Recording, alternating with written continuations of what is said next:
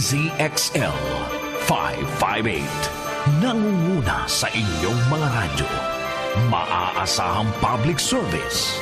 DZXL 558. Ayun na.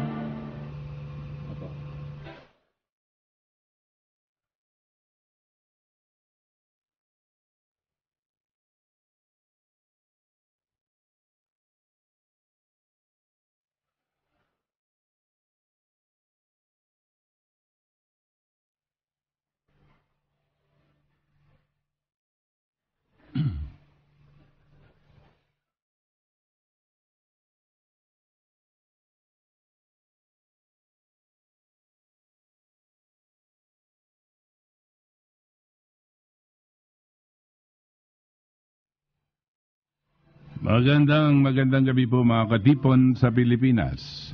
Ito po ang ating katipunan, muling sumasa inyo mga tagapakinig upang magbigay ng mahalagang impormasyon, magbigay liwanag at higit sa lahat makinig sa inyong mga daing at kuro-kuro hinggil sa mga problemang patuloy na nagpapahirap sa ating kalagayan at kabuhayan. Sa susunod na oras, sisikapin po namin ipaliwanag ang iba-ibang bahagi ng ating ekonomiya at ang mga mabibigat pang local and international issues na may malaking epekto sa ating buhay at kinabukasan.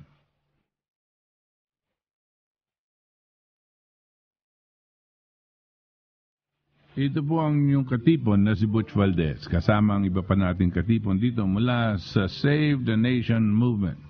Narito po sila Cathy Cruz at si Ver at si Vido na nag-aanyaya sa inyo na makibahagi sa ating talakayan sa pagsusuri ng mga kasalukuyang problema at paghahanap ng kaukulang solusyon.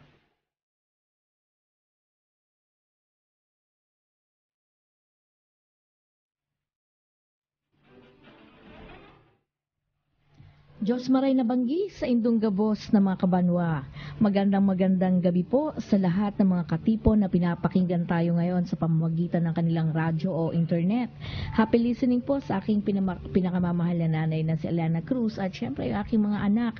Good evening din kay Archbishop Oscar Cruz, gayon din sa mga patuloy na nangangalaga ng Bataan Nuclear Power Plant na sina Engineer Mauro Marcelo, sila Ma'am Corazon Baluyot at Reynaldo Punzalan at syempre yung iba pang mga taga Napocor. Sa mga taga Bagak at Nagbalayong Bataan, yan, maging ang mga kaibigan ni Professor Butch Valdez na mga taga Penelco at Bagak Rural Bank. Mapagpalang gabi rin sa pamilya Tabornal ng Taytay Rizal, pamilya Evangelista ng Angat Bulacan, pamilya Santos sa Totanes ng Catanduanes, pamilya Magtangob ng Payatas, Quezon City.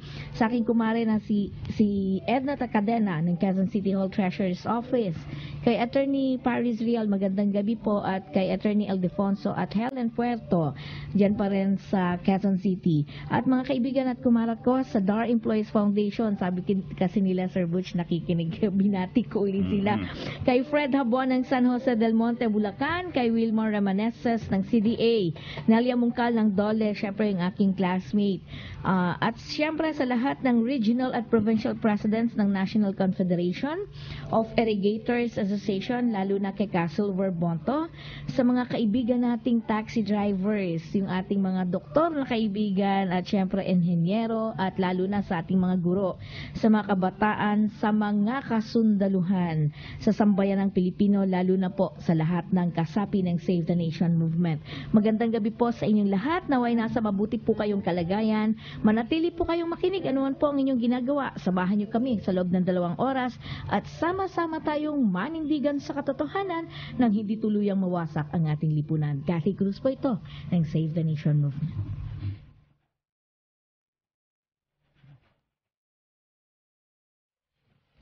Okay, magandang gabi po sa lahat. Ito po ang katipon niyo si Ver Archivido. At yan po, inaanyahan po kayo ngayong gabi na makinig muli sa amin at sama-sama tayong matuto at ilang mga pabati kabuts, no?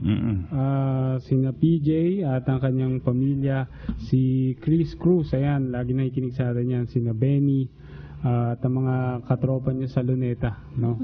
Si Lawrence, si Malu, no? Na taga Bacolod na ngayon, no? at si Annie Fazon, at maging sina Mr. Nestor Angeles at ang pamilya niya Kabuch, lagi rin nakikinig, at si Kamar, ayan, at syempre sila Mr. Noni, no, at ang kanyang mga kaibigan, ayan, at may pahabol ka, Kati? Belated happy birthday sa aking hipag na si Dalia Cruz, yan. Happy birthday.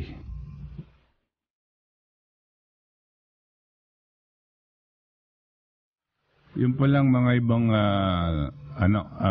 palagi kong naihahabol kasi wala sa listahan po nila Cathy o ni Ver. Palagi ko pong naihahabol yung ating mga kaibigan sa ating kasundaluhan, no? At sa ating mga kaparian, no? At mga obispong nakikinig at mga madre, magandang gabi po sa inyo. Kayong pong mga inaasahan ng ating taong bayan, no? Those that are in the institutions of the only functioning real institution dito po sa ating lipunan is the military as an institution and the church as an institution. Alam niyo po, ibig sabihin yan na makikita niyo po ang impact tuwing pong magsasalita.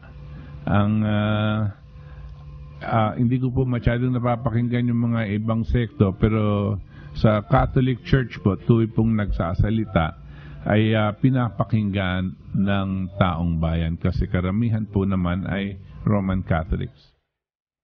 At pag katulad itong huling salita, hindi po tayo nagdi-disagree diyan. Completely agree po diyan dito po sa pagpapahayag ni Archbishop Sok Villegas nung sinabi niya pagboboto daw, there is no such thing as the lesser evil. If you vote for the lesser evil, it is evil still.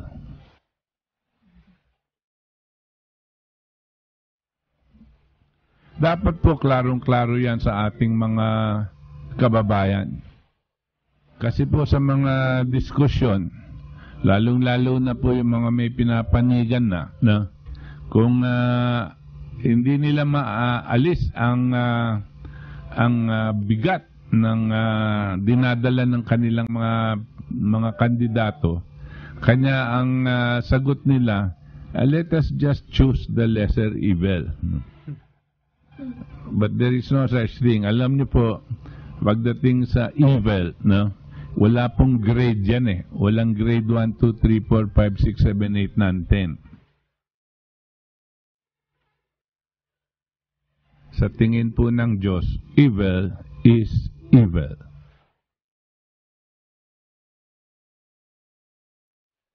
Yung isa naman institusyon na ating kinukumusta at pinapasalamatan na nakikinig pala kayo dyan. Lahat kayo, mga sundalo, retired and active in the services, no?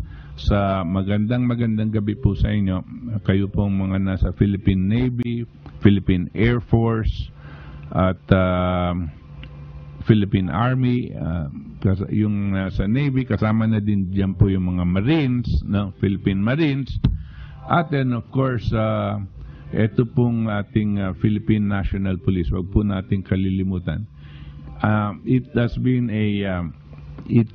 a refreshing thought that I was informed about a few months ago about the true state of the military and the police sa atin po, no? Kasi napakarami pa po palang mga patriotikong sundalo. Kung minsan po dahil sa kagagawan ng mga namumuno, dahil sa korupsyon ng mga namumuno, lahat po ng buong military ang tingin natin sa kanila ay masasama. Nung pala kapuranggot lang po ang masasama, karamihan po sila sa kanila ay mga patriotic Filipinos. And they understand that their duty is to defend the country and defend the sovereignty of the Filipino people. At alam nila, hindi sila dapat security guard ng mga namumuno lamang. Kasi itong mga opisyalis natin, ang tingin nila sa military, security guard nila. At any rate, magandang gabi sa inyo dyan. At nagpapasalamat po ako at lahat ng mga kasama natin na nakikinig kayo at sana sama-sama tayong maintindihan ang tunay na nangyayari sa ating bayan.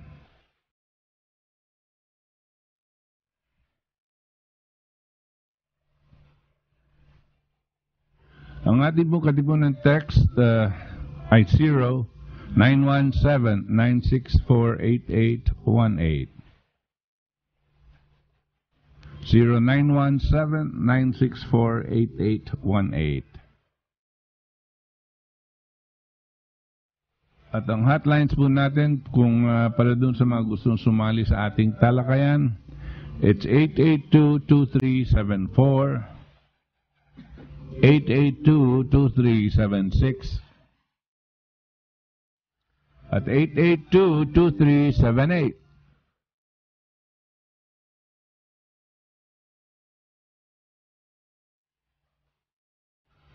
By the way, kung gusto niyo makita po si Kathy, si Vera at ang inyong lingkod sa internet, why don't you i-google nyo po, kayo pong mga may internet at may computer, alam nyo po what we mean by Google. I-google nyo po RMN Space TV. RMN Space TV.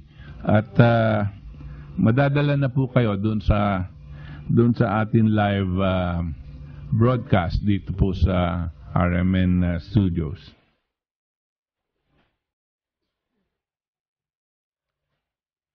And if you want to email us any messages, why don't you go to LaRouche Philippines at gmail.com. LaRouche Philippines at gmail.com.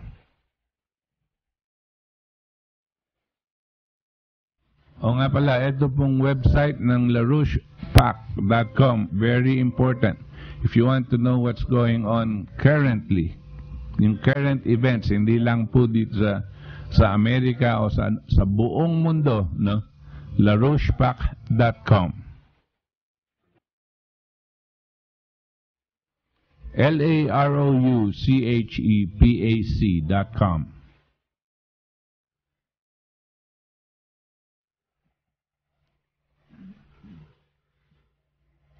Okay, it's time again for Kathy to do the honors to read the statement of Save the Nation. At again, pinapaulit po na ang ating mga kaibigan na pwede ba para gusto nila kasi mapakinggan at isaloob ito pong statement na ito dahil sa kanilang palagay natutumbok daw natin ang pinagmumulan ng lahat ng kaguluhan dito. Pati na rin yung nangyayari ngayon na halos wala tayong mapili kung sino ang susunod na mamumuno dito sa ating bayan. Dismayado ang mamamayang Pilipino dahil lahat ng mga halos gustong tumakbo ng magliderato dito sa ating bayan ay wala silang kagana-ganang iboto. At sino po ang gumagawa nito? Walang iba kundi si Presidente Noynoy Aquino. At bakit po?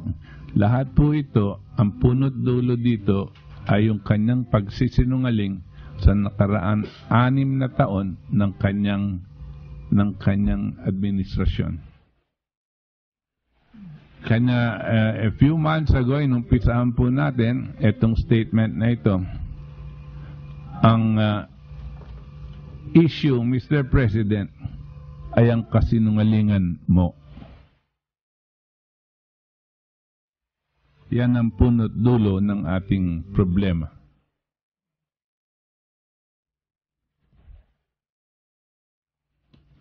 Ang pagnanakaw at walang kakayanan ay hindi lamang ang tanging usapin dito. Kasinungalingan mo ang pangunahing issue dito. Ginoong Pangulo, tila di mo nauunawaan ang aming ipinahihiwatig. Dapat mong maintindihan na ang kasamaan ni Satanas ay hindi dahil sa siya mismo ay nagkasala, kundi siya ang nagtutulak na gumawa ng masama ang iba. Mahirap bang intindihin yan? Ikaw ang dahilan ng pagsisinungaling at pagnanakaw ng iba. Bagaman di pa napapatunayang ikaw ay isang magnanakaw o may kapansanan sa pag-iisip, ngunit ang sambayan ng Pilipino, yang kasinungalingan mo. Hindi ba totoo na nagtago ka at hindi mahagilap higit sa 10 oras sa nangyaring Luneta hostage na naging sanhi ng pagkamatay ng 8 turistang Chino dahil sa takot mong magpakita upang harapin ang iyong tungkulin at sagutin ang tawag ng Secretary General ng Hong Kong? Hindi ba totoo na ikaw ang nag-utos sa iyong budget secretary upang gawin at ipamahagi ang malalaking halaga mula sa pondo ng PDAF upang ang mga mambabatas ay itulak, tangkilikin at ipasa ang Reproductive Health Bill?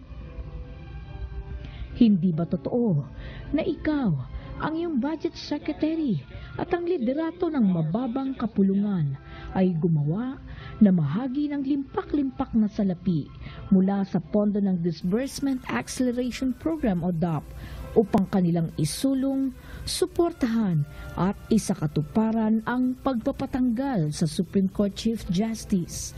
Takutin ang hudikatura upang hayaan o pabayaan ang lahat ng pagkilos mong pawang labag sa konstitusyon ng Pilipinas? Hindi ba totoo na umabuso ka sa paggamit o paggastos ng nilikha mong ipinagbabawal na discretionary funds upang bilhin ang katapatan ng mga mambabata sa Kongreso kahit ang nasabing port na ibinigay mo na kapag dinakaw ay hindi direktang maibubunton ang pananagutan sa iyo? Hindi ba totoo na ikaw, ang iyong budget secretary, ay nagpatupad ng isang uri ng pagpapalit o pagbabago-bago ng patakarang pananalapi o reclassification of accounts upang dumoble ang iyong discretionary funds na umabot sa halos 1.2 trilyong piso sa loob ng 1 taon na hindi maaaring marikisa o masuri ng Commission on Audit na pinagmulan ng pondong ipinamigay para sa political manipulation at hawakan ang buong kapangyarihan ng ehekutibo na tulad ng de facto dictatorship? Hindi ba totoo na minamadali mo ang kasunduang pangkapayapaan sa MILF kahit batid mong magdudulot ng paghihiwa-hiwalay ng malaking bahagi ng ating mga kababayang Muslim, mga lumads, ang pagsasawalang bahala sa kanilang lehitimong hinaing at pagbabaliwala mo sa mga nakaraang kasunduan na ginawa ng pamahalaan upang ipangalandakang nais mo ng kapayapaan? Hindi ba totoo na binabandera mo ang public-private partnership bilang iyong ekonomiyang programa na isinusuko mo ang lahat ng pampublikong serbisyo sa pribadong sektor na nagpapahintulot ng patuloy na pagtaas ng halaga ng kuryente, tubig, pampublikong transportasyon upang lumaking lubos ang kanilang kinikita kahit mahirapan ang taong bayan dahil sa patuloy na pagtaas ng presyo ng pagkain, gamot at iba pang pangangailangan upang mabuhay? Hindi ba totoo na unti-unti ka hanggang sa lubos ng nakikipagkasunduan sa bansang Amerika upang payagan ang kasundaluhang Amerikano mga barkong pandigma na taglay ang armas nuklear upang makapaglabas-masok sa lahat ng ating daungan, katubigang saklaw at pag-aari, gayon din ang iba pang pasilidad na isang malinaw na puro paglabag sa ating saligang batas na dapat ang ating bayan ay walang armas nuklear. Hindi ba totoo na makailang ulit kang nagsinungaling ng iyong malalim na pagkakadawit sa insidente ng Mamasapano matapos ang isang palpak na military operation na iyong ipinag-utos? Hindi ba totoo na ipinapasa mo ang sisi sa iyong mga opisyal nang ipinag-utos mo sa suspendidong si General Purisima at kay General Napeñas upang gawin silang sangkalan? Hindi ba totoo na ikaw mismo ang nag-utos sa sandatahang lakas ng Pilipinas na wag nang sagipin o pumigil na sagipin ang SAF-44 na maliwanag na hinayaan mong patayin at mamatay sila dahil sa iyong personal at politikal na kapakinabangan? Hindi ba totoo na ang mga opisyal ng militar ng sandatahang lakas ng Pilipinas at pambansang kapulisan ng Pilipinas ay nagsinungaling sa taong bayan upang protektahan ka at di masisi? Hindi ba totoo na madalas kang daladala ng magulang mo noong panahon pa ng iyong kabataan sa dalubhasang psychiatrist o psychologist dahil sa iyong malalang problema? Hindi ba totoo na hindi ka dapat pinayagang tumakbo at humawak ng posisyon bilang mambabatas, lalong-lalo na ang pagkapangulo ng bansang Pilipinas dahil sa iyong kapansanan sa pag-iisip? Hindi ba totoo na ang kasinungalingan ay kapatid ng pagnanakaw? Hindi ba totoo na ang kasinungalingan ay taliwas sa katarungan? Hindi ba totoo na ang kasinungalingan ay hindi hahantong sa kapayapaan? Mr. President, hindi ba totoo na ang issue ay ang kasinungalingan mo? Ang tunay na pamumuno ay inaasahang paglilingkuran ang kapakanan ng taong bayan at hindi ninuman. Ang tunay na pamumuno ay inaasahang laging magsasabi ng tapat at hindi ang palawigin ang kasinungalingan. Ang tunay na pamumuno ay inaasahang magliligtas ng buhay at hindi sirain ito. Kung ang iyong pamunuan ay patuloy na tatalikdan ang sinumpaang tungkulin na sanhi ng patuloy ng paghihirap at pasakit at aabot sa hangganan ng pagtitiis at pag-uunawa ng mga Pilipino, nanganganib ang iyong administrasyon na mapalitan sa kagustuhan ng sambayanan kahit mga hulugan ng pag-aalay ng kanilang mga sariling buhay. Nananawagan kami sa sambayanang Pilipino, sa lahat ng hanay ng ating lipunan, sa mga kabataan, sa mga profesional, sa pribadong sektor, manggagawa, magbubukid at mangingisda, lalo na sa sandatahang lakas ng Pilipinas at pambansang pulisya ng Pilipinas na ipagtanggol ang ating kasarinlan. Sama-sama tayong magkaisa na tutulan ang patuloy na panloloko ng mga politiko at walang kwenta, ganid o masasamang elemento na nagnanakaw ng ating likas na yaman, na nagbebenta ng ating minanang kasarinlan at sumisira ng kinabukasan ng ating salinlahi. Panindigan natin ang kasarinlan ng Republika ng Pilipinas. Labanan natin ang kung sino man na lumalapastangan sa ating bayan, maging sila ay dayuhan o mga traidor na Pilipino. Magkaisa tayo ngayon at patalsikin natin ang lahat ng mga magnanakaw, mga walang kakayanan at sinungaling na salot sa bayan. Mabuhay ang sambayanan, mabuhay ang patriotikong Pilipino, mabuhay ang Republika ng Pilipinas. Nilagdaan, Solidarity for Sovereignty o S4S at Save the Nation Movement.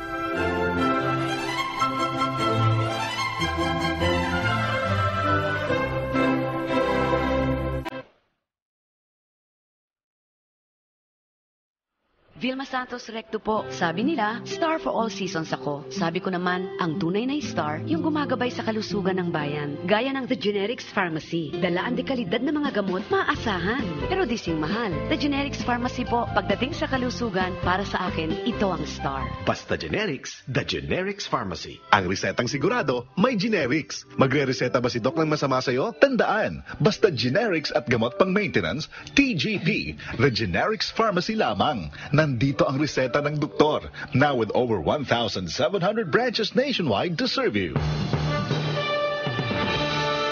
DZXL 558. Nangunguna sa inyong mga radyo. Maaasahang public service. DZXL 558.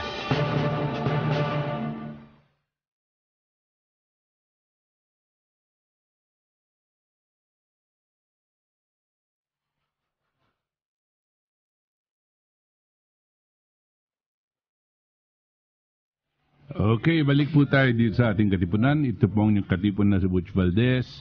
At kakatapos po basahin ni Kathy, ito pong statement ng Save the Nation. Walang iba kundi ang entitled, Mr. President, ang issue ay ang kasinungalingan mo.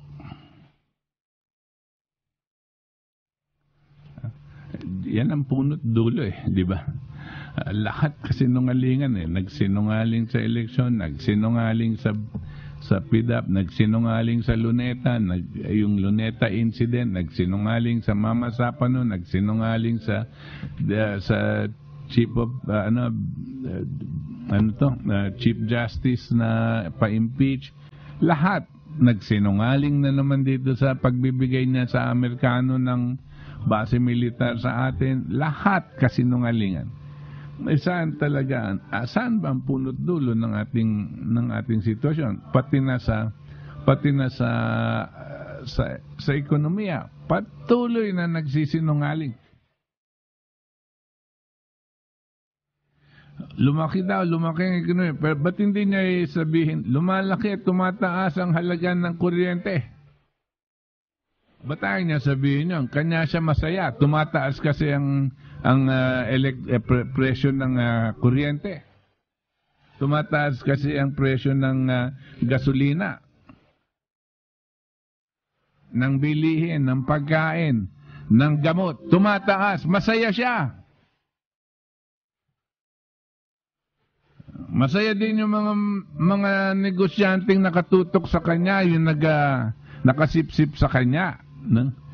Pero yung taong bayan, habang tumataas at ginagawa niya ng paraan para tumaas ang halaga ng bilihin, silang namamatay, silang naghihirap.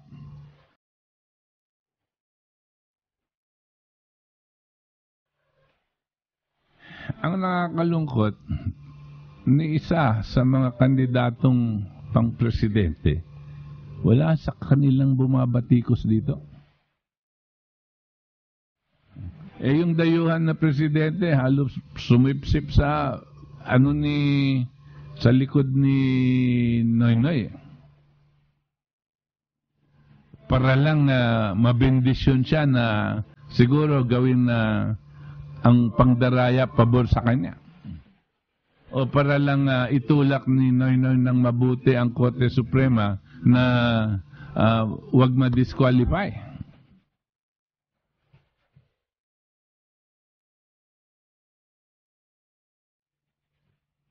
Kawawa naman ng mamamayang Pilipino. Kawawang kawawa talaga. We have been dumbed down, nilinlang, linoko, pinagsinungalingan, pinatay. Hindi lang sa pagpapatay sa Mama Sapano. Pinapatay araw-araw. Dahil kasabwat itong si Noynoy Aquino sa pagpapataas ng halaga ng kuryente.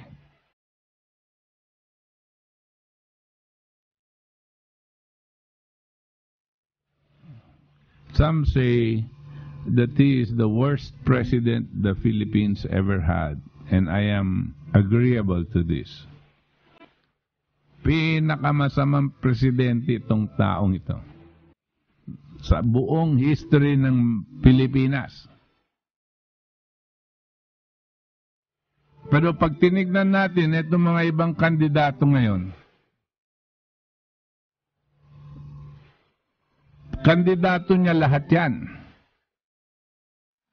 Wala ni isa sa kanilang bumabati ko sa kanya. Gusto sabihin, yung mga paglabag sa ating saligang batas, patuloy yan. Gusto sabihin, ang pagpapataas ng kuryente at ang gasolina at ang pagkain at ang gamot at ang pagbabahay at ang kalusugan, patuloy yan. Wala ni isa sa kanila. Meron kung minsan, dahil meron siyang kodigo, sasabihin niya dun sa debate, bababa niya daw yung halaga ng kuryente. Sos. Para lang masabi. Dahil hindi niya alam kung anong sinasabi niya. Hindi niya naintindihan kung anong kinakailangan ng gawin dyan. That's why ang sinasabi ko, election in the Philippines is a myth. Lalong-lalo na po itong election na darating na ito. It is a myth. It is not real. Election is just being conducted, kunwari, just to legitimize whoever these people choose to be the president. When I say this, gusto sabihin, pag kung sino ang pinili ni Noynoy, napapaboran nitong PCOS machine, no? Yung election exercise is just to legitimize that one. Pero kala natin, binoboto natin. Kala natin, bumoto tayo.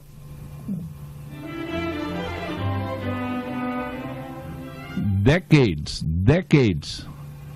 have passed, making us believe that we are participating in the election process. Ilang dekada na tayong linoloko, nililin lang.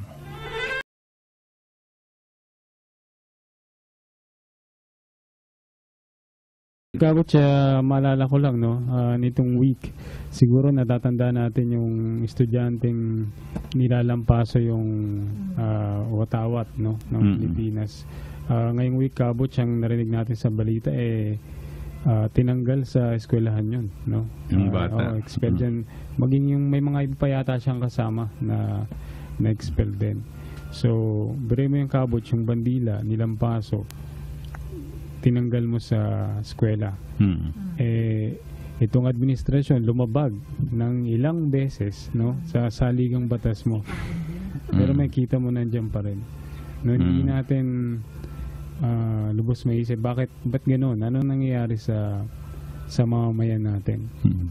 O siguro maring tanong natin, anong nangyayari doon sa may mga mas may kakayanan para gawin yung tama? Ibig sabihin mo, Ver, itong mga kabataan na to, binastos ang buong sambayanan Pilipino nung ginagawa niyang basahan yung ating watawat, di ba? Yung ating bandila. Dahil nakita nito sa Facebook o kung saan man nakita, ay agad-agad sinipa siya at sila dito sa kanilang ginawa. Pero kung ang mismong presidente mo, no, ibinebenta tayo sa dayuhan at gumagawa ng paraan na magkakaroon tayo ng peligro sa ating buhay na sa paggera at linalagay niya sa panganib ang buhay ng 100 million people sa kanyang paglalabag sa ating saligang batas, ay wala tayong ginagawa. Yun ang gusto mong ma-emphasize, di ba, Bert? Tama ka, Muts. Di ba dapat, sir, sipain din natin siya? Ay, sigurado. Yun nga ang hindi ko maintindihan kung bakit ang mga mamamayang Pilipino parang tulala. At mas gusto pa nilang pinapag-usapan yung mga LGBT at kung Madonna, no? Pero etong talagang malalaking problema ng bayan, ayaw nilang harapin. Tingnan mo kung ang taong bayan hindi makapagkilos dahil hindi nila alam kung anong gagawin nila. Pero alam mo na ganyan, dahil titignan mo din itong mga gustong maging presidente, yan din ang ginagawa. Tulala din sila at ayaw nilang harapin yung tunay na problema. Tulala nga ba, sir, o nagbibingi-bingihan o nagbubulag-bulagan? Lahat-lahat na yung kaisama mo, no? Yung kanilang nature na sinungaling, yung kanilang nature na mandurugas, yung kanilang nature na gusto lang ng poder, ng power, at yung kanilang nature na magpapagamit sa dayuhan, isama mo lahat yan. Yan ang gustong maging liderato ng bayan. Rereng ng Tondo, magandang gabi sa iyo. Hello, magandang gabi, Kabuts. At sa lahat ng mga Save the Nation member.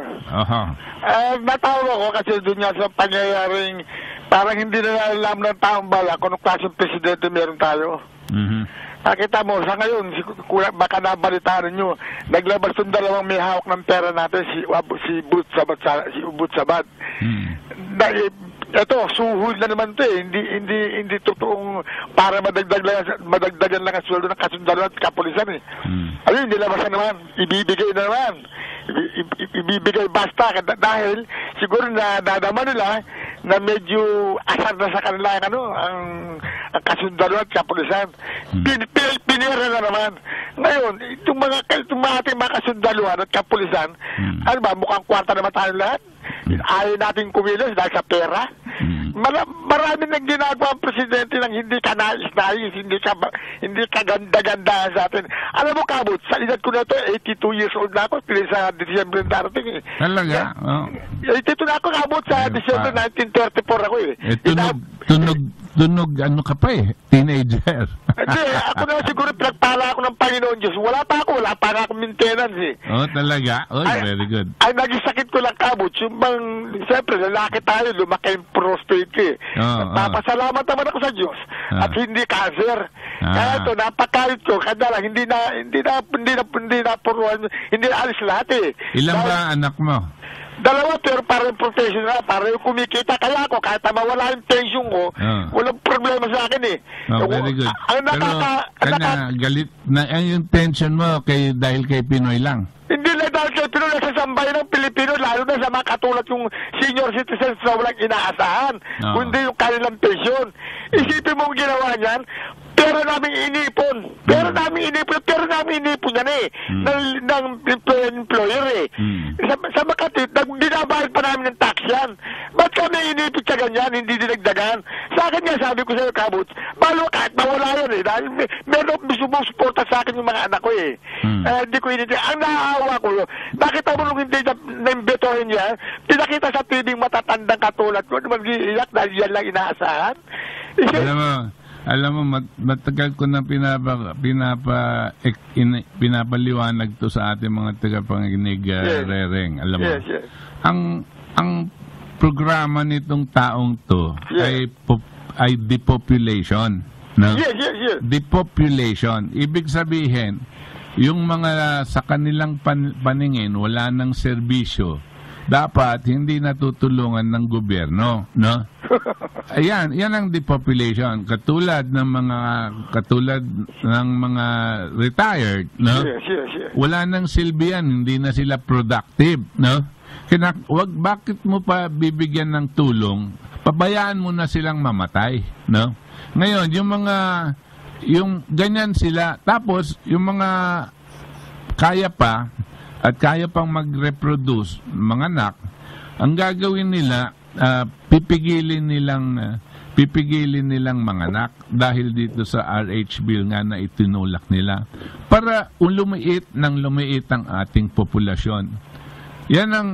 Alam nyo ba kung sinong unang gumawa niya na parang programa? Ang tawag dyan sa mga matatanda, ang tawag nila sa matatanda, useless eaters. No?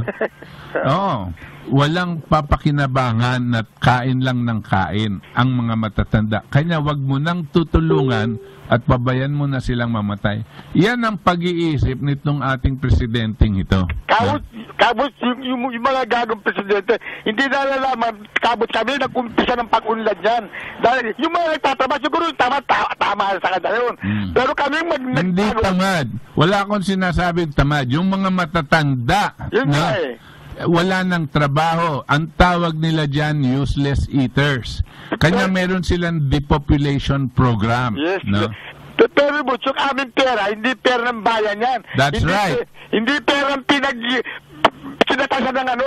Ang pera namin, nagbayad pa kami ng tax dyan sa inipon namin. Kaya nakapagtataka, naku ibibigay daw yung 2,000 idadagdag, malulugi sa loob ng 13 taon, kabot. Hindi totoo yun. Papatakatin ko, kabot, bakit magiging totoo? Yung institusyon na yan, binibigyan lang ng pera yan, inuutan namin, binabayaran pa ng tubo. Paano malulugi, kabot? Kanya nga, Reng, sinasabi ko sa'yo, alam natin na hindi totoo yun. At hindi totoo na malulugi at kung ang ayaw nila tulungan ang mga retirees, no? Dahil yung retirees sa kanilang paningin wala nang serbisyo sa lipunan. Kanya papabayan nilang mamatay. Ganyan ang pag-iisip noon ni Hitler. Si Hitler. Patayin lahat ng tao. Hindi patayin lahat. Yung mga ganyan. Tapos yung mga dito, pwede pa silang maging sundalo, pwede pa silang productive. Yan pa aalagaan. Pero ano yan? Ayan ang ibig sabihin sa mga taong ganyan, mamamatay tao. Alam mo, at tayo takot na takot sa mga terorista kasi ISIS, kung pumatay, inihiwang ganyan yung liig, tinatanggal. Pero iba-ibang klaseng pamamamatay ng tao. Iba-ibang klaseng method ang ginagamit. Si Hitler, noon, gusto niyang patayin ang napakaraming Hudyo. Para maging efficient siya, ginagas niya, linalagay niya sa isang malaking lugar na parang gym, sineserado niya, tapos maglalabas siya ng poison gas, tapos malawakan, mas efficient daw ang pagpapatay. Dahil pag bababarilin mo yung isa-isa, sayang daw sa bala, no? So, tsaka mas matagal. So, ang ginagawa niya noon, linalagay niya dito sa isang malaking lugar, ipopoison niya, sabay-sabay silang namamatay. It was an efficient way of killing. Now, pagkatapos nito mga Hitler, dumating tayo sa ngayong panahon, naghanap na naman sila ng ibang pamamaraan para mas efficient din ang malawakang pagpatay ng tao. Dahil sabi nila, yung lahat ng mga taong yan na sinusundan ni Noynoy Aquino, sa kanilang palagay, kanya daw mahirap ang ekonomiya dahil sobra daw ang tao na kumakain.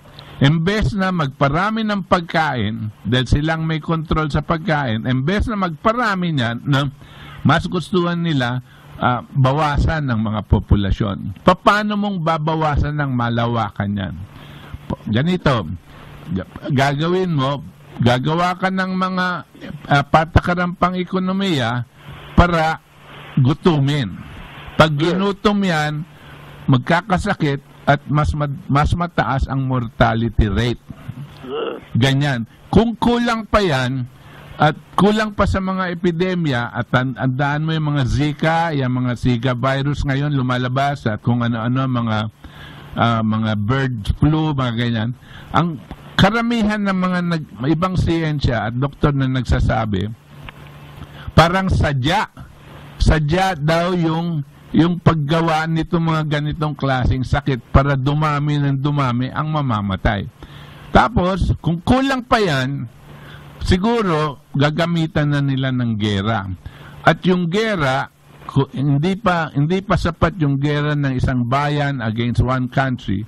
Gagawin nilang mas malawak ang gera para mas maraming mamatay. Para ang natitira na lang mas konti, mas kontrolado nila ang yaman ng buong mundo.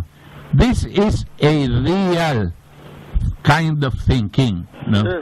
Totoo po yan. Yan ang mga depopulationists.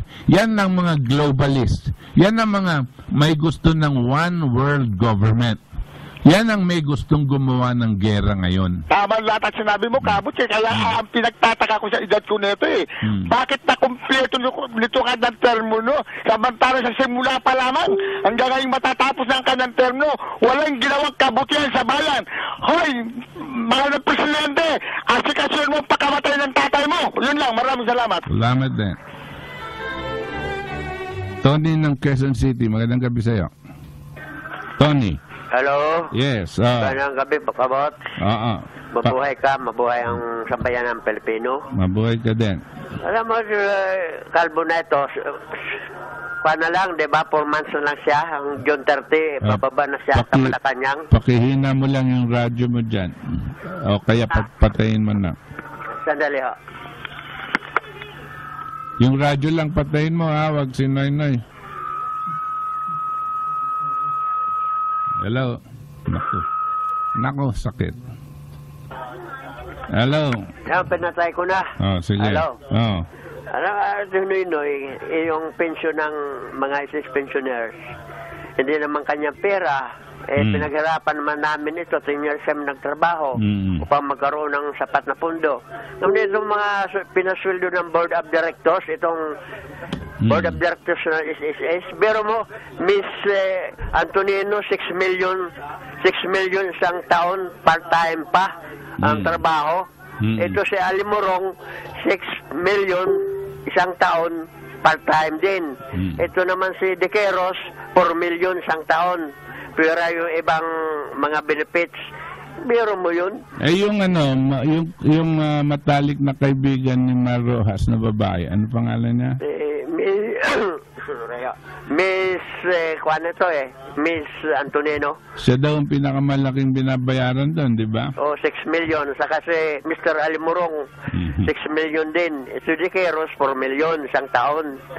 Ngayon, yung 2,000 lang para sa kami nagtanim, kami nagbayo, silang kumain. Mga mga Borges ito, walang kabusugan voracious eater ito sige, anong punto mo? Ang punto ko, pagbaba ni Noy-Noy, sampahan na lang natin ng mga kaso dahil sapat-sapat naman mga ebidensya ng taong bayan. Yung mga papalit na presidente, hindi siya ikukulong Hindi naman, siyempre, dadaan sa judicial yun hindi. Determination Hawak na yung judicial, di ba? Lahat nga ng, alam mo ba, 6 na yata, 6 o 7 ang kanyang mga in-appoint sa Supreme Court. Oo. Appoint lang ito. Paano mong ikukulong yan kung hawak nila yan? Kasi 50 naman sila Justices sa Supreme Court, 15 katao yun 15 justices. Kung mayroon siya 6 mas lamang pa yung sobra. Yung sobra sa 6. Yung pera. Yung pera siyempre, nakakot din mga pera yun. Pera ng taong bayan Oo nga. Ito si Binay din, malaki din hinakot nito, 10 billion Yung lupain na 100 hectares. Yan ang sinasabi ko sa inyo. Sa aking paniwala, hindi mapapakulong si Noy-Noy. Dahil lahat nitong mga tumatakbo, hindi siya binabanatan, hindi siya binabatikos. So sabi ko, baka meron na silang kausapan, so masayang-masaya si Noy-Noy na pagpalit ng presidente, kung sino man ang umupo dyan, hindi din siya papakulong. kapakulong yan. Talaga, ha? Dahil hindi naman kasi kuhan, hawak niya lahat eh. Hawak lang si Mar Rojas. Oh, bakit? Kung si Mar Rojas, malaki impact ng boto namin. Narinig- Mga senior citizen Okay, nationwide. sabihin natin si Marroas, pero kakalyado na yon. Narinig nyo na bang bumatikot si Grace po kay Pinoy? Hindi. Tungkol dito sa mga ginawa niyang sa DAP, sa Mamasapano, sa lahat. Tungkol diyan, meron na ba siyang sinabi? Yung report sa Senado, ginawa ni Grace po. Hindi, wala yon. Kanya nga, ang sabi pa nga ni Grace po, sunod-sunuran siya sa patakaran ni Noynoy dahil naniniwala siya sa tuwid na daan. No? Ito naman si Duterte, narinig nyo ba siyang bumatikos kay Noynoy? Duterte, wala rin batikos yan eh. Wala nga. Yung China, hindi niya binabatikos. Wala nga. Mindanao eh. Wala nga. Wala man Tapos, sinabi etong si Binay, narinig nyo na bang bumatikos kay Noynoy? Yung talagang binabatikos itong mga galit ng tao? Ha? Kaunti lang ang batikos na kay Noynoy. Wala. Kuhan lang daw, kalbo lang eh. Yan ang sinasabi ko, no? Huwag kayong masyadong sarado ang pag-iisip na kala nyo makukulong si Noynoy. Hindi ipapakulong yan. No? Hindi ipapakulong yan. Maski na isang katutak na kaso ang ilabas nyo dyan, hindi yan makukulong. Kung ang magiging presidente ay etong mga to na nagpapanggap maging presidente. Wag na silang makialam sa justice system. Kasi populaan tayo, mga justice system natin. Yan ang gusto natin, na wag silang makikialam. Pero meron ka na bang nakitang presidenteng hindi nakialam dyan? Meron ka na bang nakita? Ha? Lahat ng presidente nakita natin, nakialam sa justice system. Hindi po ba? Bakit si Gloria nakulong? Hindi. Really, nakulong din yan. Yan ang kasi nakulong, pero hindi lang ang nakulong yung hindi nila kaalyado. You see? Yung nakulong, yung hindi nila nakaalyado. Si Gloria Macapagal Arroyo, nakulong yan 1 year and a half after, no? Dahil ayaw ng taong bayan siyang umalis ng bayan, no? Hindi siya nakulong dahil mayroon siyang ninakaw o dinaya, no? Hanggang ngayon, walang naglilitis sa kaso niya. Pero nakakulong siya, no? Dahil ayaw ng taong bayan, no? Hindi dahil ayaw ni Noynoy. Yang mga nagnakaw, sila Enrile, hindi lang naman si Enrile dapat ang nakulong. Dapat yung lahat ng mga senado na binigay na, yan dapat nakulong, no? Ito mga ito, na hindi niya kaalyado, yun ang pinakulong niya. Tapos sasabihin niya, nagpapakulong daw siya ng mga magnanakaw. Yung mga magnanakaw, nakaalyado niya, bakit nakakawala pa? Hindi ba? Sa sunod administration, tandaan nila yan, ipakulong nila. Ayan naman ang sinasabi diba? ko. Hindi mangyayari yan. Bakit anyway, China? Ha? Itong China, walang nagrarally. Kinakamkam na yung teritoryo natin. Ba't walang nagrarally sa embassy ng China? Marami nga nag-rally, kanya nga hindi nangyari.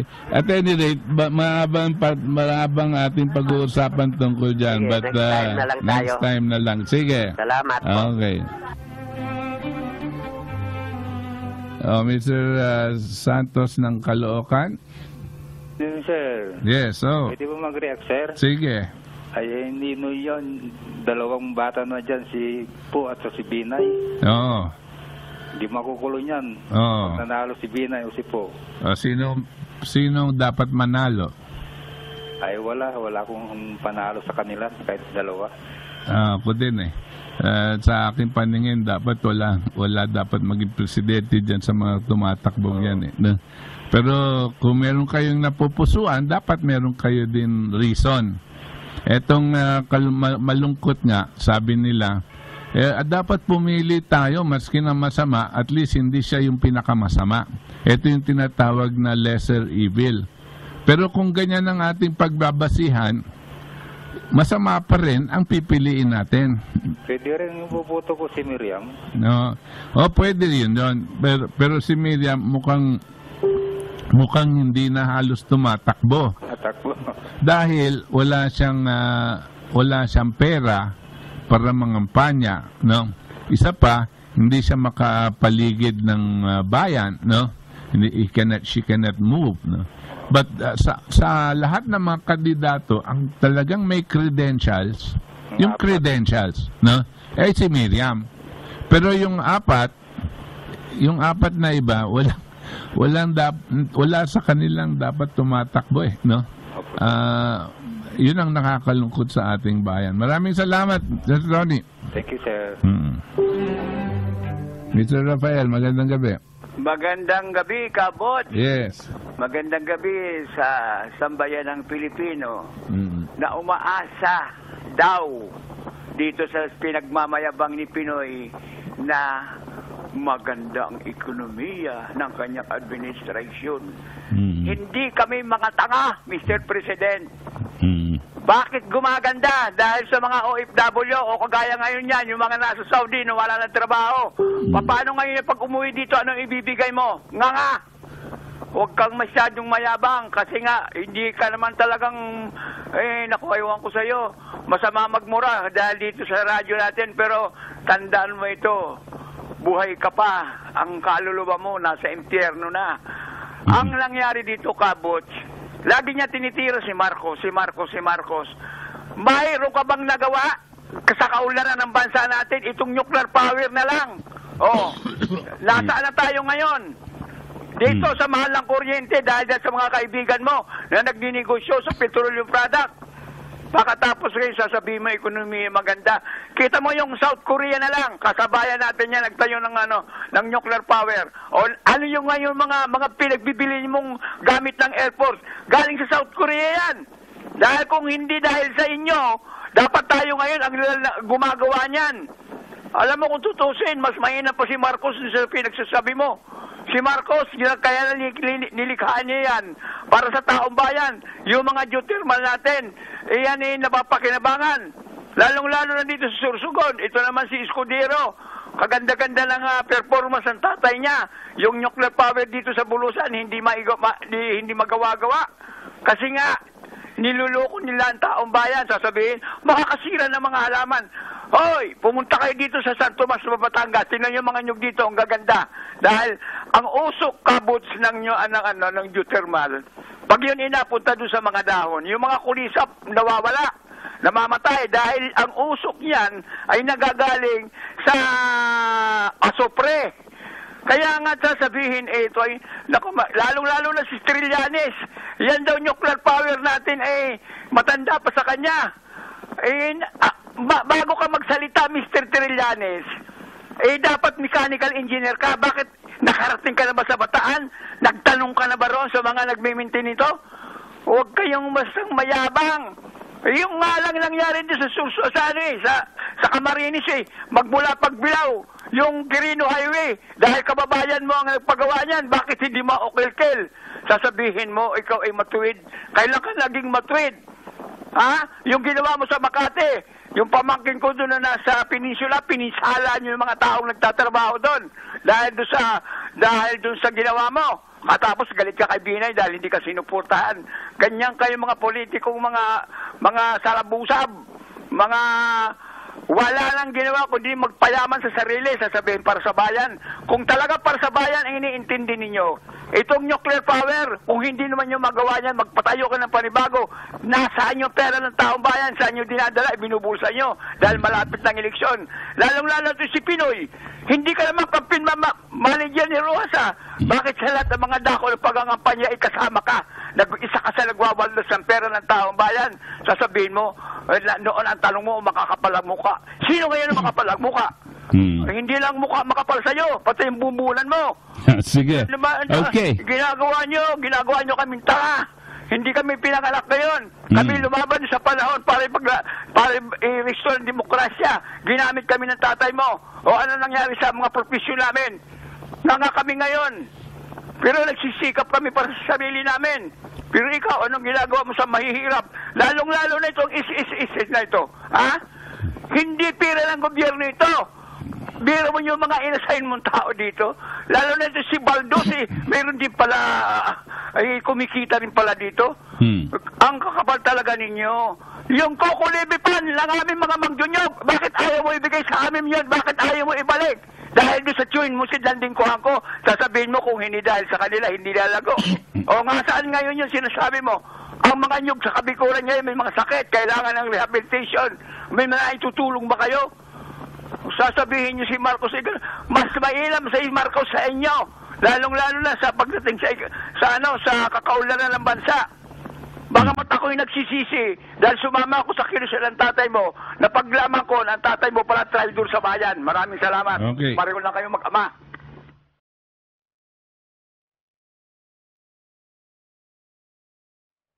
Yan po, kita nyo, galit ang tao.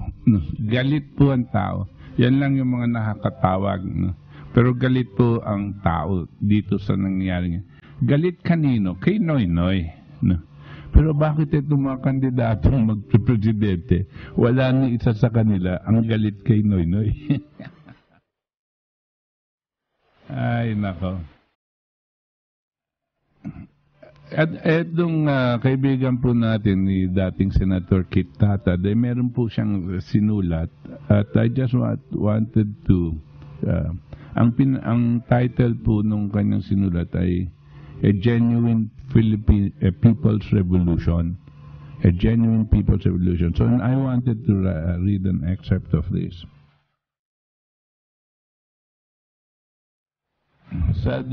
Ito po ang sinabi ni Senator Kit Tatad. A Genuine People's Revolution, yung title. Sabi niya, the point that must be clear to all is this. Sabi niya, we, the people, cannot forever allow ourselves to be left at the mercy of the election. Election thieves. Yung mga magnanakaw ng eleksyon. Those who have found someone to vote for in this coming election should not only vote, but above all, make sure that their votes are correctly read, recorded, and counted. But if and when massive cheating occurs, they should be ready to do something they probably have not done before. They should stand with the people, make the criminals accountable, and transform the rotten election into a genuine people's revolution. Yan po ang sinabi ni former Senator Kit Tatad. They should stand with the people, make the criminals accountable, and transform the rotten election into a genuine people's revolution.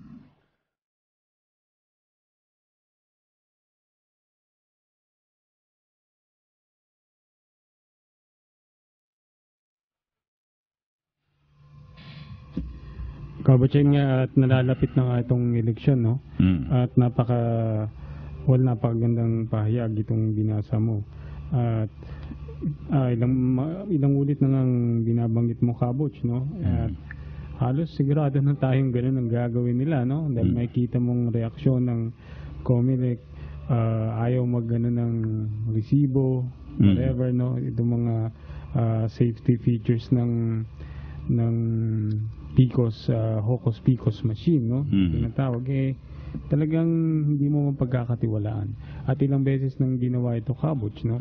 Ilang beses nang pinatunayan ito ng mga eksperto dito sa ganyang larangan. Ngunit wala pa rin, no?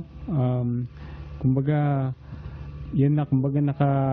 ito na yung gagawin nila. Ngayon na lang, titingnan natin kung kanino nila gagawin at para kaninong kandidato, no? Yun nga ang sinasabi ko, Ber, na kung lahat sila hindi bumabatikos kay Noynoy, kasi meron akong very uncomfortable feeling na lahat sila para bang mga para bang mga nakaabang na kay Noynoy na parang sinasabi nila, ako na lang ang gawin mong presidente, Noynoy. Hindi kita ipapakulong. Parang ganyan ang sinasabi nila kay Noynoy. So lahat sila, yan ang kanilang tinututukan kay Noynoy. Kanya walang bumabatikos kay Noynoy. Bakit kay Noynoy? Dahil alam nila na siya ang pwedeng mag-utos sa PCOS machine kung sinong papaboran ng dayaan. Tapos, ganito po. Ibig sabihin ba, kung sabihin natin si Mar ang pinaboran ni Noynoy sa Pandaraya, di, siyempre, may natalo, no? Siyempre, sasabihin natin, may dayaan at may dinaya. Yung natalo, kung sino man ang sumisigundo, kung sino man siya, tayo bang lahat ngayon ay nakahandang mag-rally to express our outrage, ang galit natin, para lang maging presidente yung dinaya? Yung ba ang ating gagawin? Kung si Noynoy ang nanalo, kung si Mar ang nanalo at ang supposedly dinaya si Binay, ibig sabihin ba ang buong bayan mag-aalsa para gawing presidente si Binay? Kung ano naman, kung malawak din ang dayaan at ang ginawang presidente sa dayaan si Binay, ibig sabihin ba ang taong bayan aalsa para gawing presidente si Mar Rojas?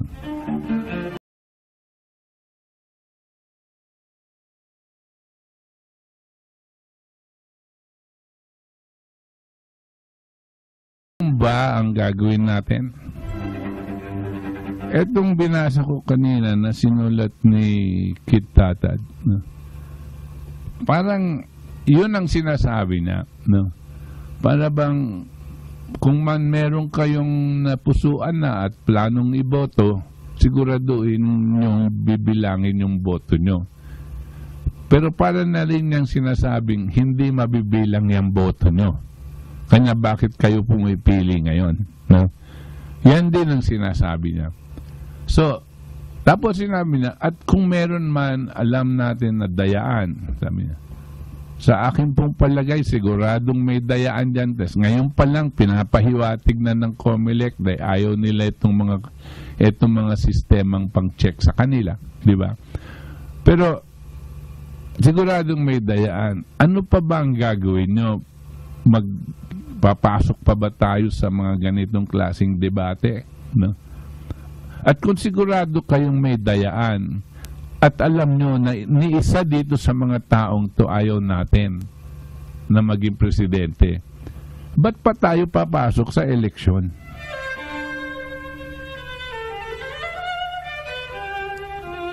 Because election is a myth. Hindi totoo. It is an exercise para ma-legitimize, magmukhang eleksyon ang pag-upo ng kung sino man ang uupo dahil sa dayaan. Mr. Jose Molina, magandang gabi sa iyo. Gabi, Professor Boots, at alam makikinig ng DCXL. Una, sa loob ng 30 taon, ano yan, pinagsamantalahan ng mga oligarch at saka CIA ang mga Pilipino at sabay ng Pilipino, no? Oh. Lalo na yung ginawang contractual. Imagine, ang mga kung padre di pamilya yan, paano mga pagpapaaral ng anak yan? Reaction yan, matindi. Yung, ano natin pa, no? Yung mga utang na 4 trillion ni Pinoy sa loob ng panunungkulan niya, saan niya ginastos yan? Baka ginamit lang ng mga cronies niya yan. So, yung pillars na yan, magandang tingnan. Pero wag ka ang mga private hospital, grabing maningil.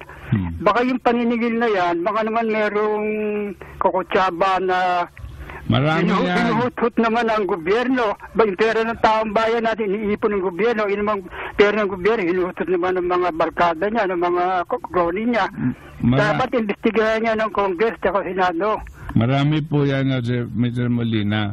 sa lahat ng sinabi mo, talagang may mga katiwalian dyan. Talagang may katiwalian dyan.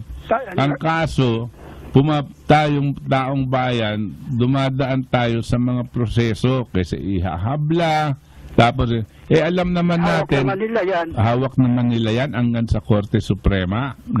Kaya nga itong sinasabi nilang demokrasyang ito, bubula ang bibig ng mga nagsasalita sa radyo at TV mga pero hindi nila, kung meron sila sariling patakaran na susundin, yun ang gagawin din nila, yung mga hindi nila pinapansin yan. Marami ako naririnig ng mga pangako sa mga kandidato. Talagang pinapakinggan ko mabuti kung may laman yung sinasabi nila. Magbibigay sila ng kagustuhan, yung kanilang wishful thinking, pero hindi nila pinapakita kung paano nilang gagawin. No? Ang kaso, yan ang problema sa mga pangako no? Hindi, pangako lang yan Mabibitin yan sa pangako dahil wala silang talagang pinapag-isipan kung paano nilang gagawin itong mga importanteng bagay. Nako, isang katutak ang pangako. Siguro in one session na makikita ko sa interview nila sa TV, siguro mga 40, 50 yung mga pinapangako nilang bagay. Hindi po kailangan ganyan Alam nyo, kung pumili kayo ng something basic, no? Something basic katulad ng sinasabi natin dito sa 3 agarang hakbangin para sa kaligtasan ng ating bansa. 3 urgent steps. Something fundamental. Agad-agad maiintindihan ng tao. Pag ginawa mo to, yung mga ibang bagay na kanilang karaingan, aabutin at tatamaan.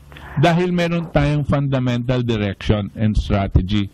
Pero ito mga to, wala talagang wala kasi nga dapat nung 30 taon ilagay sa museum yung mga ginawang mga anomalya at mga drug pusher na yan pa, yung mga peace and order na namatay sa peace and order, sa kuno na peace and order, yung mga paghihirap dahil sa mahalang bilihin, yung mga mahalang bayad sa ospital, mahalang presyo ng bilihin, pinagbibenta yung mga ari-arian ng gobyerno. Pag yan pinagsama-sama, ilagay sa museum, dapat ilagay yan sa mga panahon ni Cory at saka nito si Pinoy para makita ng taong bayad ng buong mundo. Hindi nila ilalagay yun, siyempre.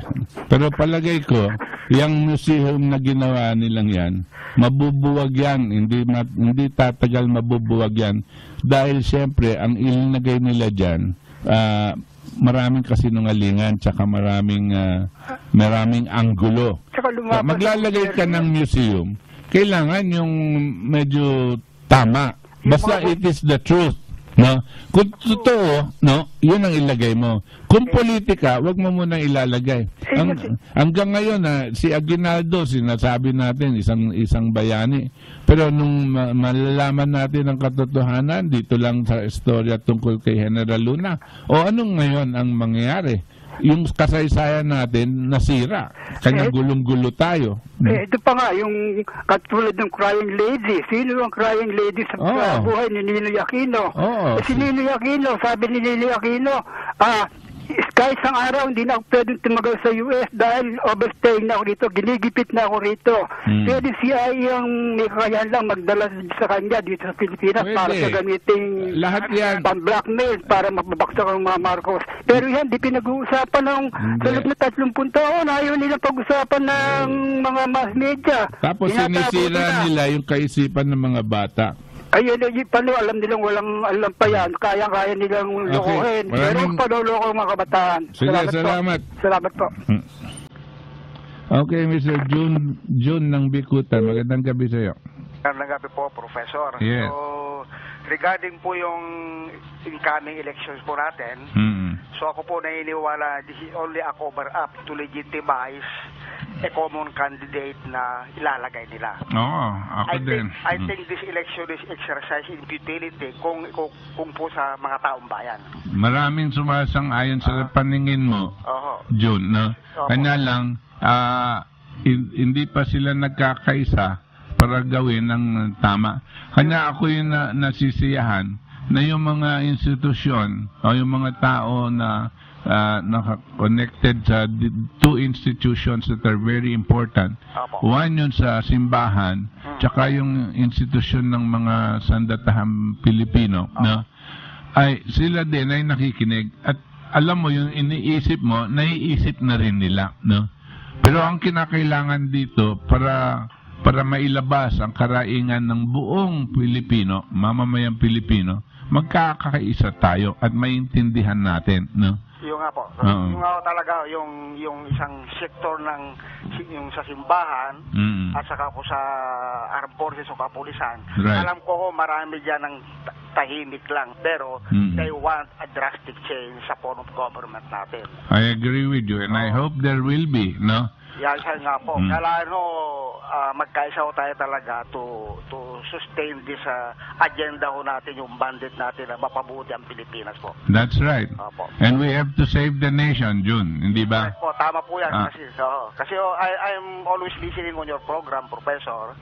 Thank you. This is only my second time to call. Nung last week, tumawag din ako eh. Ganyan. Yung anong binanggit ko noon, yung tungkol sa suspension ng debt payment for 5 years. Yes. So yung perang ibabayad, gamitin na sa modernization sa countryside sa mga farmers. Exactly. Ganyan po ang talagang intensyon dito dito sa binabasa natin 3 urgent steps, no? Yung moratorium on debt, that's where it's gonna go, no? Lalong-lalo na ngayon ang mga nangyayari sa buong mundo hindi natin medyo nakakatakot po no? Totoo yan. Parang hindi naiintindihan ng taong bayan na kung gaano tayo kalapit sa digmaan pang yung malawakan digmaan no? Because they don't I think they don't know it because our media are not reporting the true scenario. That's right. Ang media natin may kanilang sariling anggulo. Tama ko yun. Iba namang CNN, yung Fox, nire-report lang yung makabuti sa Western Wall. Alam mo ba, may balita na itong mainstream media natin ay ang mga Aquino ay kasama din sa pag-aari nitong mga to no? I inclined to believe kasi nung upon the assumption of the mother of our president o presidente nila, ibinalik niya yung major network na yan sa mga may-ari. Pero ibinalik na sa may-ari, sabi nila, ibinalik na sila sa mga Lopezes. Pero alam nyo po, yung mga Lopezes may malaking utang sa gobyerno no? Hindi na siningil yung utang, no? Sabi daw nila, yung daw utang ng mga Lopez sa gobyerno, ginawang equity ng mga Aquino dito sa mga hindi ko po alam itong naririnig ko lang no para baka sabihin nila ina-accuse na rin, pero yun po ang naririnig natin sa mga ibang nakakaintindi no. Alam nyo si Enrile no. Bagamat maraming galit dyan dahil hindi maanong tao, no? Pero mukhang ngayon, linalabas na niya yung mga ibang mga alam niya, no? Dahil siguro sa galit na pinakulong siya ni Noynoy, no? Pero alam nyo, just because he is not such an honest man, does not mean that he is unable to tell the truth, no? Lalabas din ang katotohanan, hindi po ba? Kaya tama po yun. So, I think, habang maaga pa, he should tell the truth. That's right. Sasabihin lang niya para malaman ng taong bayan. Yes, kasi matanda na siya, no? Oo, totoo yan. Wala na siyang abilidad maging kung ano pa, no? Medyo linisin na lang niya ang konsyensya niya at ilabas na niya lahat, no? Totoo hindi ba? Totoo yan. At ilabas niya, biro mo, narinig ko, sabi nila, ang tinawagan niya si Noynoy na isang mangmang na presidente. Dapat noon pa niya sinabi yan no? Oo nga po mabuti pa nga si Joker sinabi niya na yung mga tao sa Malacanang are just like a bunch of student council. Student council, na? Naku, degrading ho yan, yung totoo naman. Kasi si Enrile nakikinabang pa, so meron pa siya mga ganyan. So ayaw niyang sabihin ng katotohanan. Ngayon, dahil kinulong siya, gusto niyang bumawi. Correct. Pero maski na totoo, dapat noon pa. Pero bagamat huli, no? ilabas na rin niya habang buhay pa siya, di ba? Tama ko yun. At saka ito ang problema sa mostly mga government officials natin eh. Takot na sabihin yung totoo kasi katwiran nila, baka ako maalis sa trabaho, baka ako pag-initan. So what? Kung totoo yun. Gusto ko makakita ng ganong tao ngayon na gusto ko makasama sa panahon ito. Ay nako, yan din ang aking kagustuhan yun, yung mga maninindigan. Kasi lalong-lalo na sa panahonan ngayon, it no longer is necessary to try to keep a job. No? Kasi ang sitwasyon ngayon po ay palala ng palala. At pag natuloy itong kinakatakutan nating malawakan pang digmaan, digmaan na malawakang digmaan, ay lahat ng mga ating pinoprotektahan, pati na yung ating job, ay mapupurnada. Kasi we are directly affected by this coming oblivion or war. Yes. Kasi because of yung isang imperialist na tinatawag nila ilan dito sa atin at ayaw umalis sa atin. That's right. That's right. At tayo ang magiging battleground kung nagkatuluyan itong mga to. Di po ba? Oo, yan nakakatakot talaga. So what we must do, dahil we have to move towards their immediate removal. That's correct. Tapos magawan natin ng plano para hindi ko sasabihin na hindi tayo masasangkot dahil hindi natin alam kung mangyari bukas, no? Totoo po yun. Pero at least pag maalis mo yung parang sagabal sa paggagawa ng tama, makakaumpisa ka ng gumawa ng tama, hindi po ba, no? Ang gusto lang natin, sana huwag tayong maubusan ng panahon. Kaya sa lalong madaling panahon, kailangan gawin na natin yung kumilos na tayo talaga. Kumilos. Okay, Jun. Sige, thank you po, Mr. Professor po. Maraming salamat sa iyo, Jun. Opo, sige po, bye-bye po.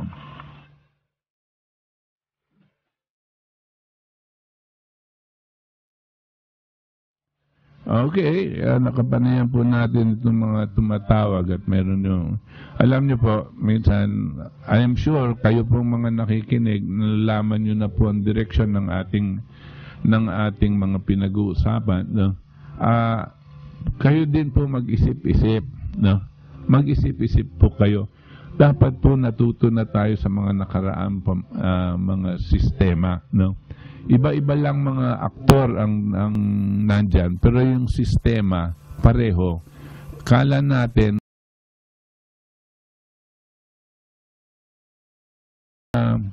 may yung mga kumo-complain. Sino po nang insulto? Yung mga nanalo. Siyempre sasabihin nila, sa eleksyon ganyan talaga.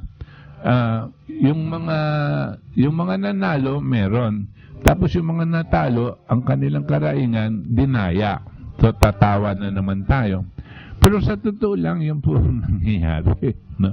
Yan talaga ang nangyayari. At ngayon, ang nakakalungkot, wala nang totoong oposisyon.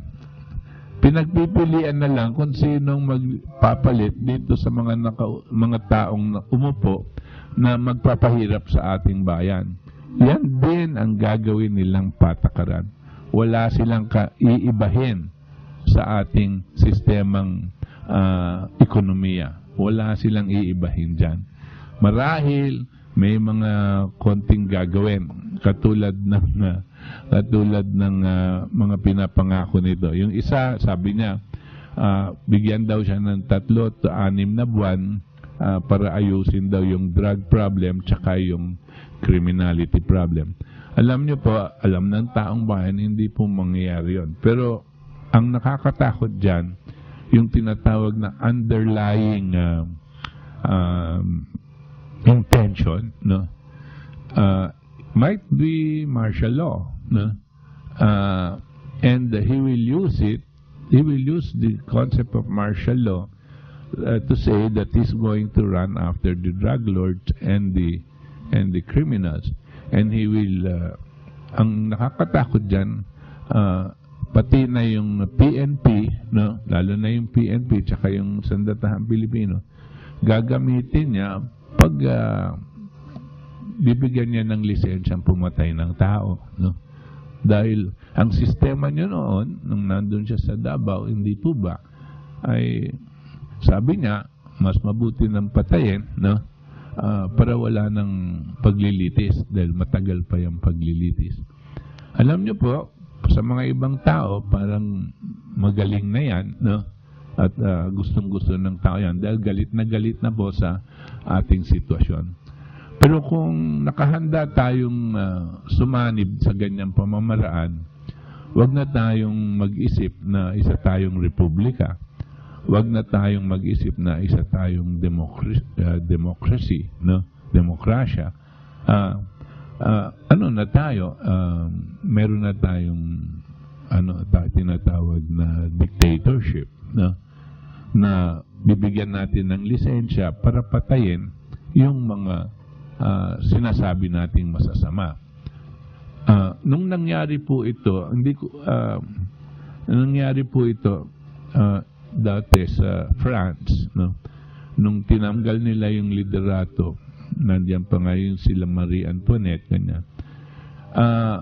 Pinagpupugutan nila ng ulo yung mga dating sa gobyerno, no?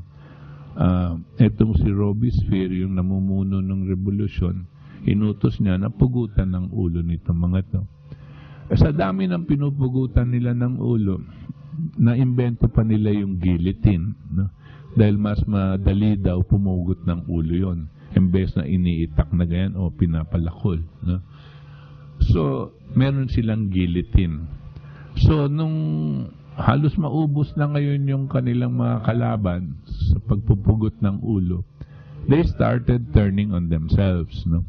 Dahil sa pagseselos na sa negosyo o sa corruption, no? Sinusumbong ngayon itong mga iba na kaalyado nila doon sa revolusyon nila.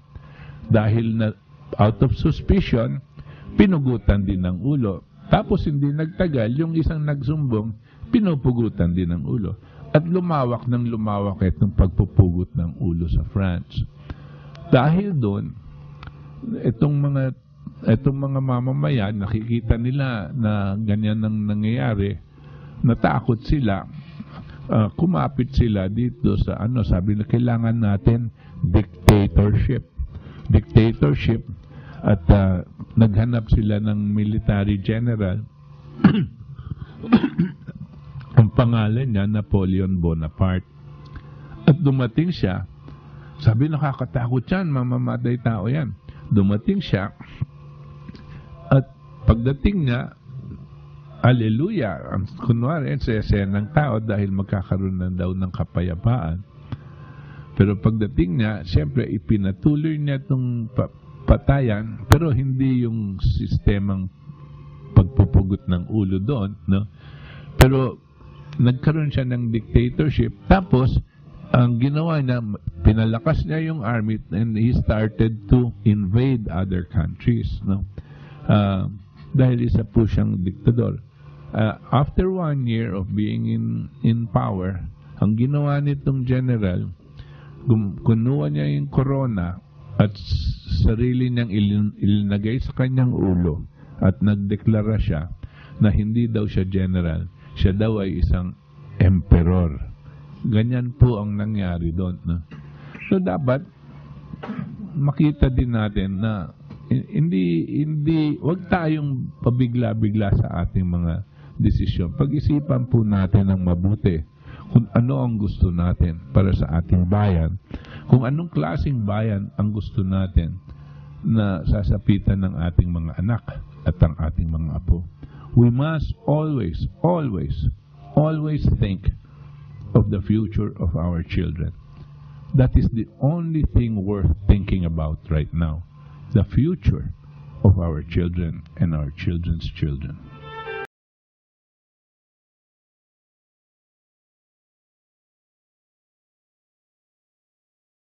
Tumawag po si Victor Giam, humihingi ng kopya ng Mr. President. Ang issue ay ang kasinungalingan mo. Yes, papadalan po natin. Ewan ko kung nabigay niya yung cellphone number niya. O, sige. Okay. We will be sending it to you, Mr. Giam. It is time to read the text messages of our listeners. Their opinion is not necessarily our own, but we reserve the right to read them to the public in the interest of freedom of speech.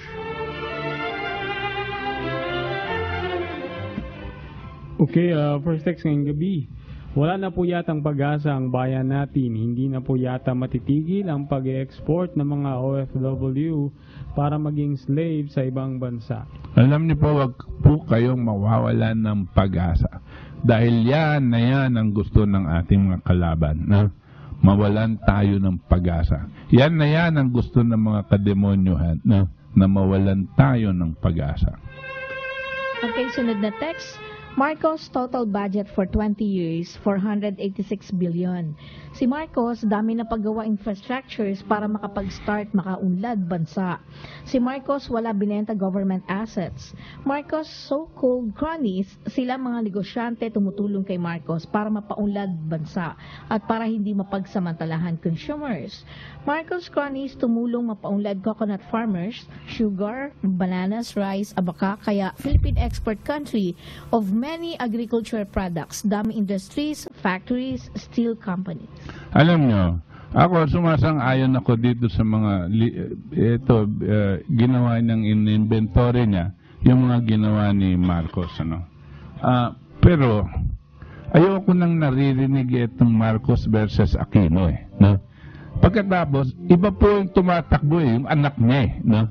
Yung anak niya, sa palagay ko po, personally, I have not seen any sign that he can be like as effective as his father, no? Or he can be as brilliant as his father was, no? Patay na po yun eh. Tapos na po yan, no? Huwag na natin binubuhay ang patay. It is not Marcos versus Ninoy Aquino. The fact of the matter is, etong anak ni Ninoy, etong si Noynoy Aquino, is now the worst president that the Philippines ever had. Now, it does not necessarily mean that he should be replaced by a Marcos. What we should do is the people must replace him and come out with a program that is good for all Filipinos, regardless of his name. Ang pangalan po ng tao ay yung kadugo niya ay hindi importante. Tanggalin na po natin yung nakakainis na debate na Marcos versus Aquino. Kabobohan po yan eh.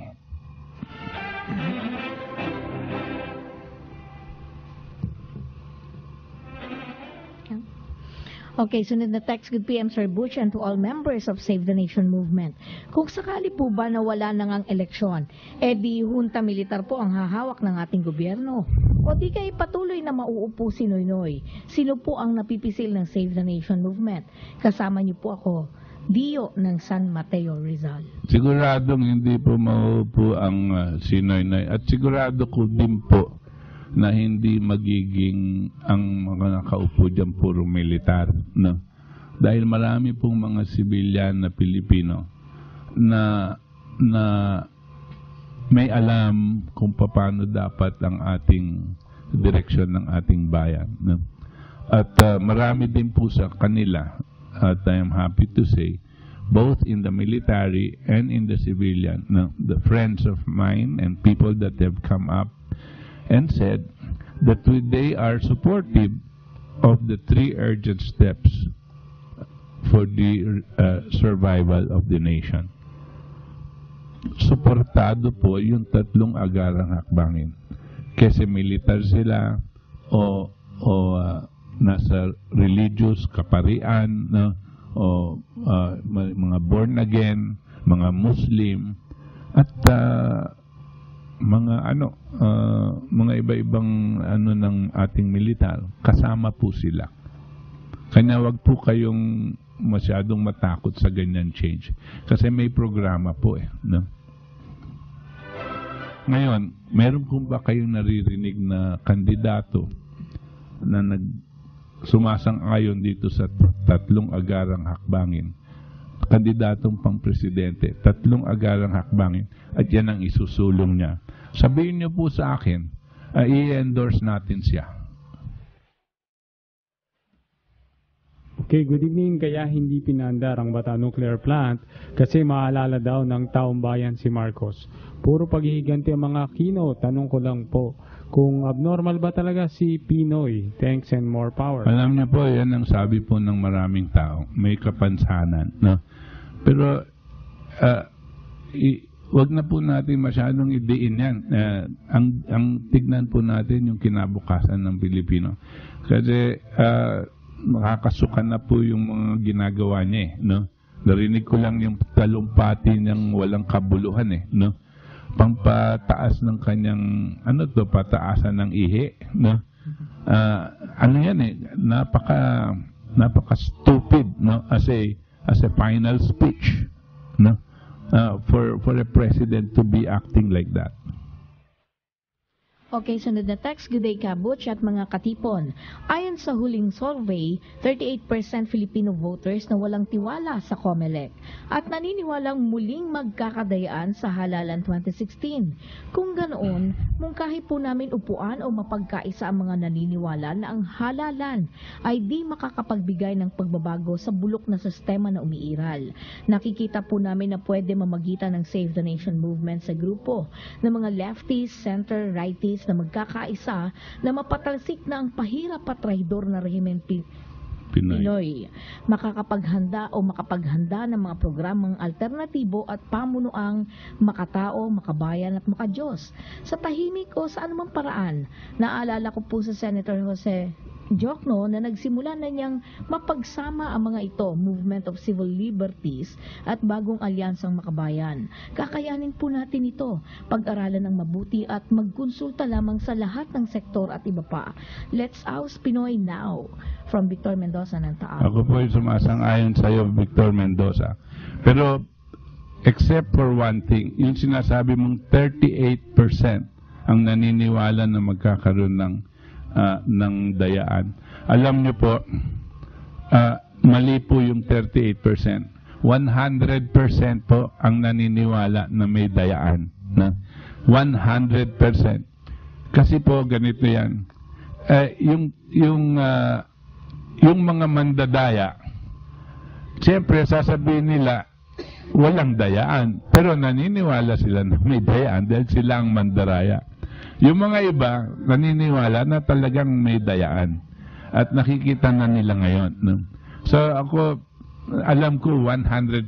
Pati yung mga kandidatong yan, alam nila may dayaan sa PCOS machines. Kanya lang, ang gusto nila, kung may dayaan, sila ang papaboran ng dayaan. Yan ang gusto nito mga kandidatong to. Kanya sip-sip na sip-sip kay Noynoy. Kasi alam nila si Noynoy ang pwedeng mag-utos kung sino ang papaboran ng dayaan. Okay, mabuhay po ang Save the Nation Movement. Magandang gabi po sa inyo, Kabutch, at sa inyong staff ng Save the Nation Movement at ang inyong programa. Ang inyong programa ay very informative, Kabutch. May tanong ko lang po kung anong tunay na katauhan ni Edward Snowden at nasaan siya ngayon. Maraming salamat po ang inyong katipon, si Roberto Geve Tanyala. Hindi ko po alam kung saan siya ngayon no? Pero lumalabas-labas pa rin siya sa kanyang mga presentation. Ang pinakahuli kong nabasa na sinasabi niya, si Osama Bin Laden daw ay hindi totoong pinatay. Ang sinasabi niya na kinukup-kup daw siya ng US na CIA. Okay, sunod na text. Pakibasa din yon kasinungalingan ni Noynoy. Thanks. Pakibasa. Opo, binasa na po natin. Binasa na namin kanina at siguro by next week dadagdagan pa natin yan. Kasi patuloy pa siya nagdadagdag ng kasinungalingan. Kaya kailangan we have to update it. Ang dalas niya magsinungaling Good evening, Save the Nation Movement. Nakikinig po ako. Pakishare po ang balita ng Global News. Salamat po, si Paul ng Pasig. Well, meron lang akong gusto sabihin. Ako po'y medyo masaya dito sa nakaraan araw, nakaraan 2-3 days. Kasi po ganito. Last week, I think I mentioned that there were 350,000 ground troops that are now being pushed towards the border of Iraq and towards the near Syria. Itong 350,000 ground troops na pinamumunuan ng mga Saudi at mga Turkey at ang kasama na rin yung mga NATO forces at yung mga ibang maliliit na Arabian countries na kampi sa Amerikano. 350,000 po yan na sundalo. At ang kasama ng 350,000, 20,000 tanks at 2,000 airplanes among others. No? Siyempre, kasama na rin yung mga iba-ibang kanyang. Ang paratang nila, meron daw silang military exercise.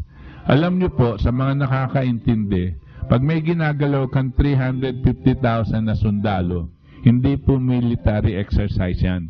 That is an invasion force. Ang plano nitong mga ito sa sponsorship ng Kano at ng mga British, mag-i-invade sila sa Syria. At malawakang gera ang papatupad nila para ibagsak itong si Assad sa Syria.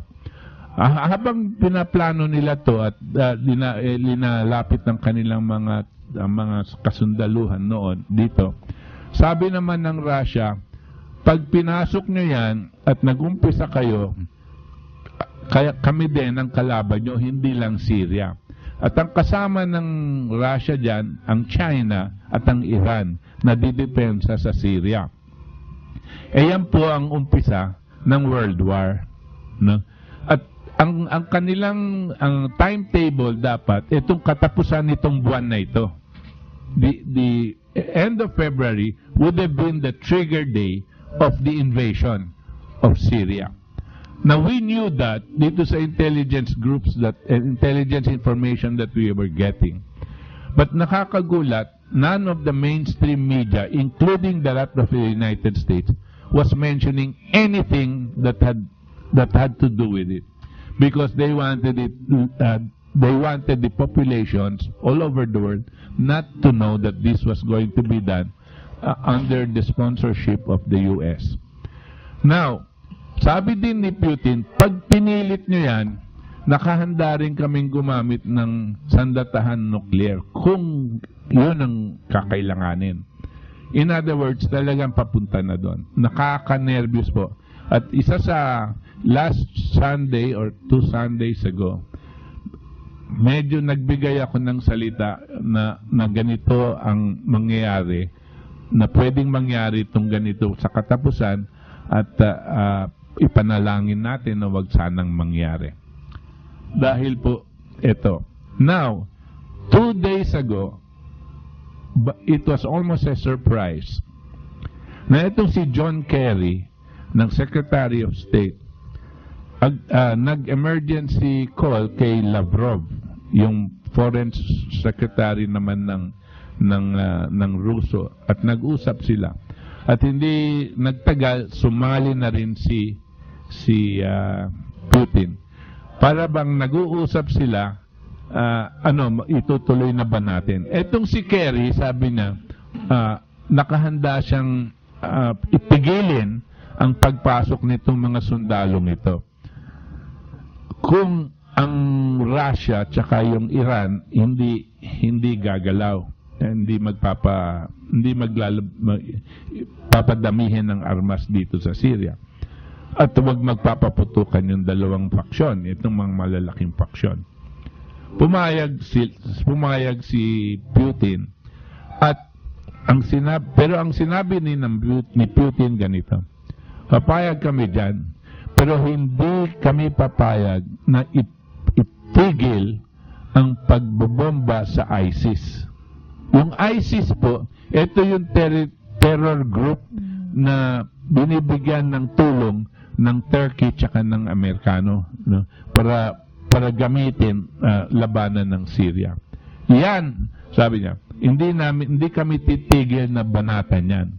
Walang magawa si Kerry at kundi pumayag na lang sa ganyan. At because of this, there is what you call a tentative peace, pangkasalukuyang kapayapaan. And we must celebrate, no matter how tentative it is, no matter how temporary it is, we must celebrate. Kasi po, pag nag-umpisa yan, ito pong nakakasiguro kami, pag pinaputukan ni Obama ang Russia, hindi siya mag-aatubili, sabay niyang papuputukan yung China. At tayo, ang nasa gitna ng US tsaka China. Ang lupain natin, ang bayan po natin, ang battleground. Kasi dito, pinayagan ni Noynoy gumarahe ang mga sandatahan ng Amerikano. We are facing this grave crisis. And even if people might deny that this thing exists, this crisis exists, they will be what you call whistling past the graveyard. Alam nyo po yung sinakasabihan sa Amerikano, sa Ingles, whistling past the graveyard. Pag po kayo dumadaan sa gabi, dumadaan kayo sa semeteryo, medyo nakakatakot po dahil madilim, hindi ba? Ang ginagawa nyo para mawala yung takot, pumipito-pito na lang kayo. No? Ayaw nyong isipin na magkakaroon ng ganyan. And this is what's happening to us. Whistling past the graveyard. Last text. Okay, Sir Butch, napakagaling magkomento si Noynoy sa EDSA Revolution. Wala naman sila doon. Si Butch Aquino lang ang nandun. Si Cory wala din. Nagtago sa ilalim ng katre. Lahat ng ari-arian ng gobyerno gusto ibenta na Willie ng Bulacan. Okay, thank you for all the text messages. Sorry po, nawalan na tayo ng panahon. So sa ngalan po ng ating mga katipon dito sa ating katipunan at sa magagaling na staff ng DZXL Radio Mo Nationwide, kami po ay pansamantalang nagpapaalam at nagpapasalamat na sinamahan nyo kami ngayon, ang Ora de Peligro ng ating bayan at ng buong mundo dito po sa ating katipunan. Hanggang sa linggo pong muli, mga katipon, 7:15 to 9 p.m. Magandang gabi po sa inyong lahat.